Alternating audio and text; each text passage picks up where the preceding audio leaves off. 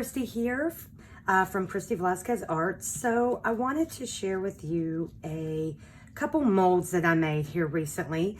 Just thought I would do a demolding on video and kind of show you. So this is a Druzy heart mold that I made.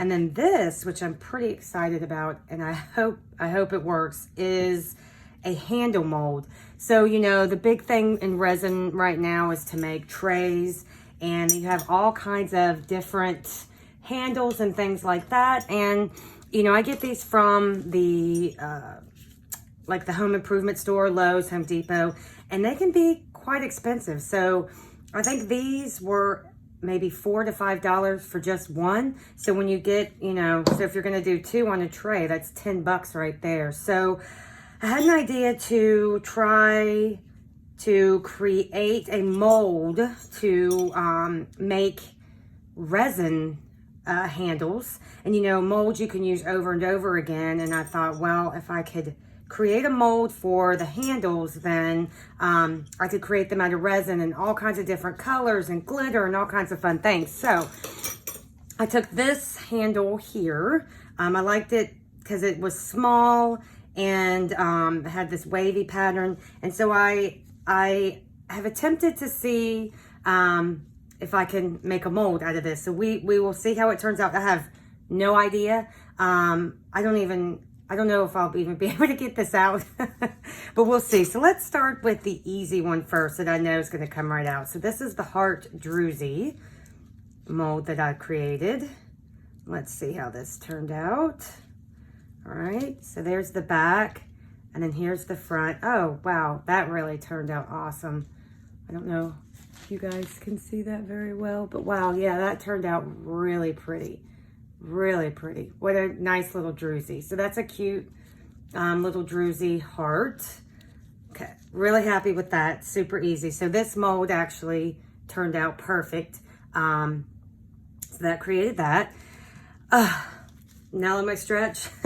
Now for the hard part. So I think what I'm gonna do, so when I casted the handle, I did have to end up cutting the, what do you call this thing? I did have to end up cutting the silicone to be able to get down to where the handle was to get it out. So I think what may be the best thing here is, and I put it back, and this is what I poured it in, and I just put it back in here. You can see that I had to end up cutting it.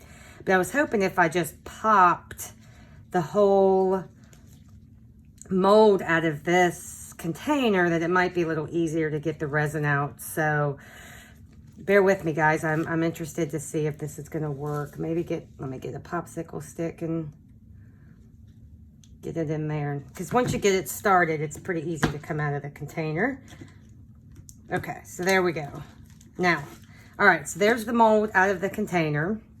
And then, like I said, I did have to cut it in the middle so that I could get the handle out. So I'm just going to gently pull it apart. The cool thing about silicone is if you do have to cut it, you can put a rubber band back around it or put it back in the container like what I did. And typically it does close up to where whatever shape you had in there does keep that shape. So we'll see if it worked. All right. Okay. All right.